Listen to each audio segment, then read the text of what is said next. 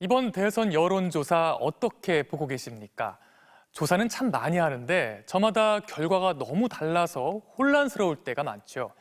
MBC는 여론조사들을 분석해 정확한 흐름을 짚어주는 여론조사를 조사하다 여론 M 코너를 준비했습니다. 오늘은 양당의 경선 판세를 장슬기 데이터 전문 기자가 정리해드립니다. 지난 10월 이후 차기 대선 주자 적합도를 물은 여론조사는 모두 212개입니다. 이 가운데서도 공신력이 있는 것으로 평가되는 전화면접조사 73개의 추이와 그리고 조사회사 특성을 고려해서 여론의 정확한 흐름을 통계적으로 추정해 봤는데요.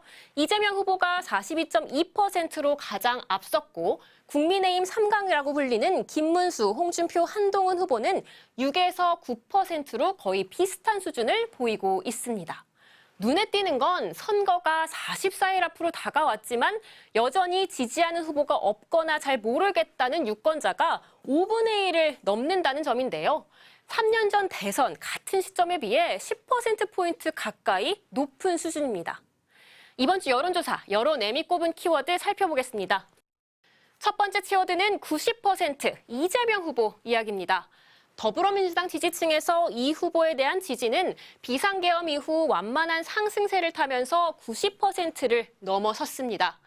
ARS로 치러지는 국민 여론조사 경선엔 무당층도 포함되는데요.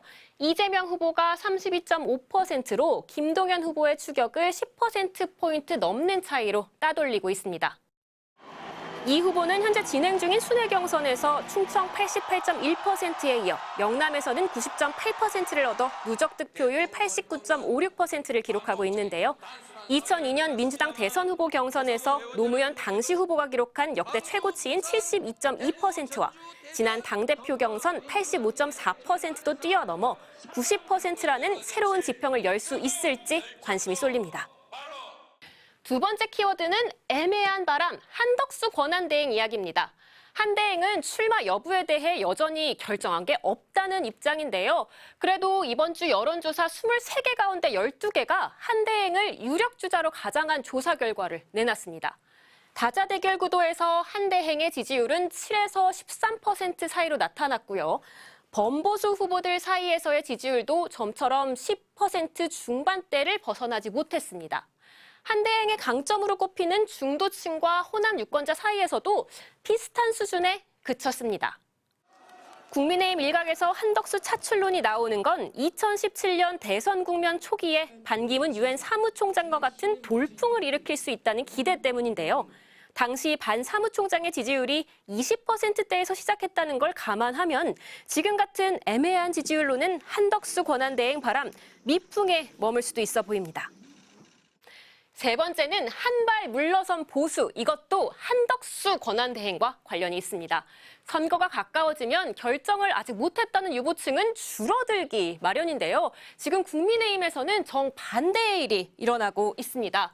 한덕수 권한대행 출마설이 지난주 본격적으로 불거지면서 결정을 미루는 경우가 늘어난 겁니다. 그러면서 한때 35%까지 올랐던 김문수 후보의 지지율은 20% 중반대로 내려왔습니다. 매일 쏟아지는 여론조사를 분석한 결과는 종합지지율 포털 여론M에서 확인하실 수 있습니다. MBC 뉴스 장슬기입니다.